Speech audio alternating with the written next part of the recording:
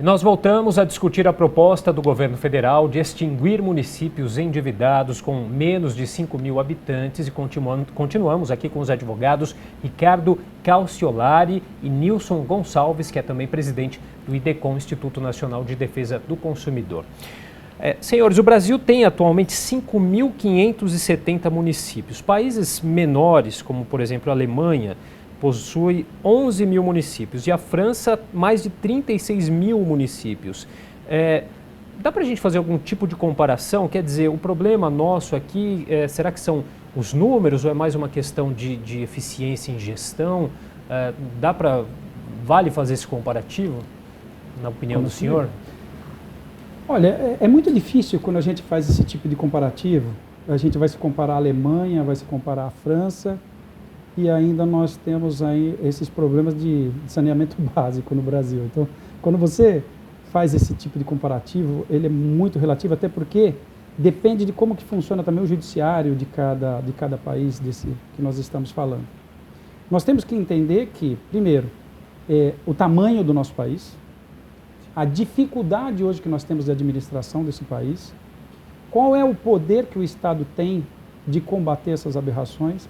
Eu garanto para ti, por exemplo, se hoje o Estado tivesse condições de combater a corrupção do jeito que deveria, talvez esse problema nós nem estaríamos discutindo isso. Tá?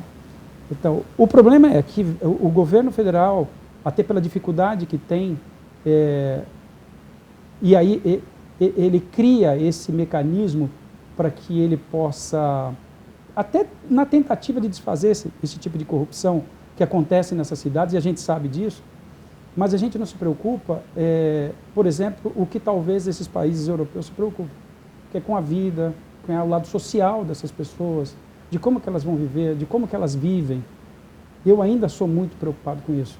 Eu ainda tenho, basta você viajar um pouquinho pelo Brasil, sair um pouquinho desse eixo aqui, São Paulo, Rio, Minas, que você já começa a encontrar essa necessidade do Estado ter de intervir. Eu costumo dizer, a gente vinha discutindo isso bastante, né? Hoje existe uma pauta nacional que é o Estado mínimo, né? Todo mundo discutindo o Estado mínimo, cada vez menos o Estado interferindo na vida das pessoas. Nós temos um outro lado que discute o Estado máximo, né? O Estado tem que pagar por tudo. Eu acho que chegou a hora do brasileiro discutir o Estado ideal. Eu acho que chegou a hora do brasileiro discutir, ver a real situação do brasileiro, as suas necessidades, não ver o que o brasileiro quer, é ver o que o brasileiro precisa. E quanto mais o Estado investir no que o brasileiro necessita, menos o brasileiro vai precisar do Estado. Então a gente caiu nessa discussão de direita e esquerda, Estado mínimo, Estado máximo, e aí a gente não se preocupa com o Estado ideal. Eu acho que a gente deveria caminhar mais por esse lado. A gente precisa investir muito em justiça, mas não essa que está aí do jeito que está. A gente precisa investir muito em educação, a gente precisa se preocupar mais com essas coisas. Essas soluções midiáticas, sem o estudo necessário do porquê essas cidades foram criadas, e se elas devem continuar, e como serão criadas, que o doutor falou muito bem, e como serão criadas as próximas, que faz a diferença de Brasil, que faz a diferença de Alemanha, que faz a diferença de França, Estados Unidos. Não é o que, é o como. É o como essas pessoas acham.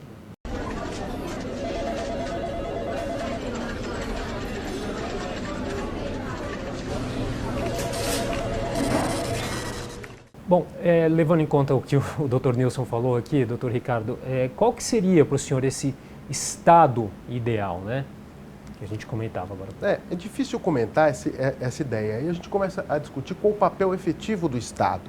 O que o Estado deve ou não deve prover às pessoas. Se a gente prefere um Estado maior, mais provedor e muitas vezes com uma tributação mais significativa, um Estado menor, menos provedor, que tem menos capacidade de prover uma distribuição de renda, portanto, mas que provê uma tributação menor. Isso é uma discussão econômica, na verdade de economia política e jurídica também, né, na medida em que aqui a gente debate que tipo de Estado queremos. Mas esse tema, ele tem relação com o federalismo, que é o tema que nos traz aqui, quando pontuamos qual é o efetivo papel dos municípios. Nós temos aí uma república de 130 anos e o que provocou a fala do nosso colega Nilson a tocar nesse ponto foi a pergunta da comparação com outros modelos, modelos europeus e até o modelo estadunidense. Vamos lembrar que a nossa Constituição republicana, que estamos nessa efeméride aí dos 130 anos da nossa República, estabelece ou inaugura o modelo federalista, né? Copiando o modelo norte-americano, portanto. Então, essa união de estados, de hoje estados, municípios e Distrito Federal, que constitui a nossa República, à época foi uma novidade, né? Tripartição de poderes, república e, no nosso ponto aqui, o federalismo. Mas com uma pitada de especificidade brasileira. Os municípios são uma característica singular do modelo federalista brasileiro. Por isso, eu diferencio, e não só eu, toda a doutrina do direito constitucional, o nosso modelo federalista dos modelos outros, na medida em que o município, no Brasil, é parte da federação. Os outros modelos federalistas não incorporam os municípios como parte do pacto federativo. O modelo norte-americano, por exemplo, a federação é considerada como uma união de estados. O município é parte do estado.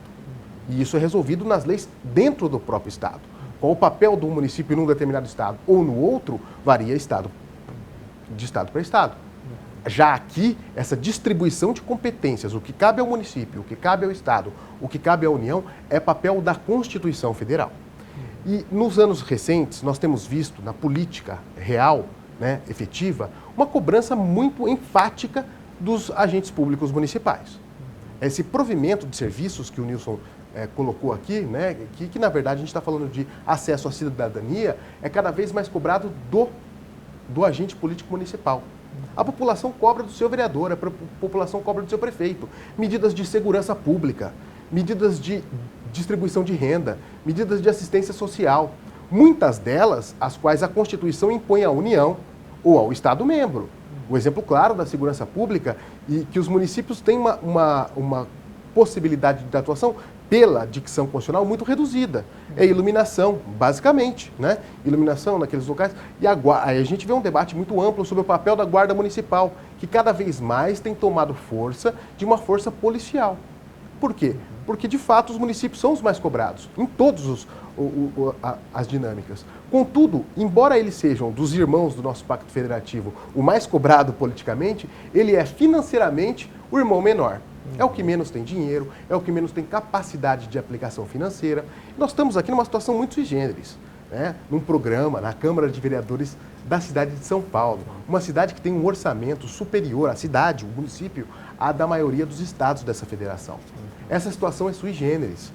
Fora dessa situação daqui de São Paulo, nesse Brasil que o Nilson fez referência, muito certamente, os municípios mal têm condições de prover o saneamento básico.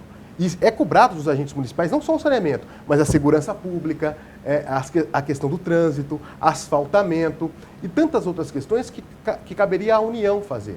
Então, nós precisamos, por isso, aproveitar esse momento desse debate para redebater o próprio Pacto Federativo e o papel dos municípios.